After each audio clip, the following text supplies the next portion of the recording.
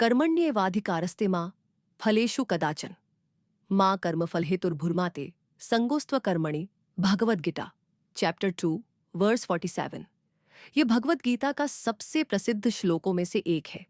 इसका अर्थ है, तुम्हारा कर्म करने में ही अधिकार है, उसके फलों में कभी नहीं।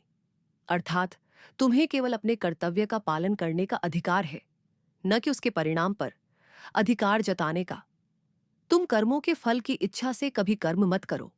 अर्थात तुम्हारे कर्मों का मुख्य कारण फल की प्राप्ति नहीं होनी चाहिए, और न ही कर्म न करने में तुम्हारी आसक्ति हो। अर्थात तुम्हें निष्क्रियता या कर्म त्याग में भी आसक्त नहीं होना चाहिए।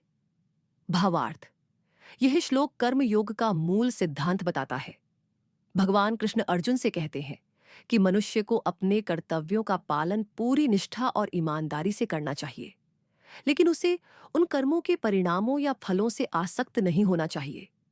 इसका मतलब यह नहीं है कि हमें परिणाम की परवाह नहीं करनी चाहिए, बल्कि यह है कि हमें परिणाम पर अपना नियंत्रण नहीं मानना चाहिए।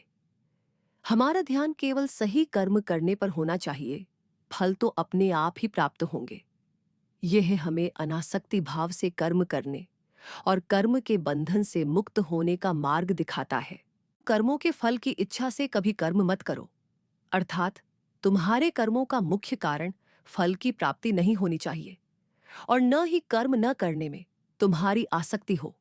अर्थात तुम्हें निष्क्रियता या कर्म त्याग में भी आसक्त नहीं होना चाहिए। भावार्थ, यह श्लोक कर्म योग का मूल सिद्धांत बताता है। भगवान कृष्ण अर्जुन से कहते हैं कि मनुष्य को अपने कर्तव्यों का पालन पूरी निष्ठा और ईमानदारी से करना चाहिए, लेकिन उसे उन कर्मों के परिणामों या फलों से आसक्त नहीं होना चाहिए।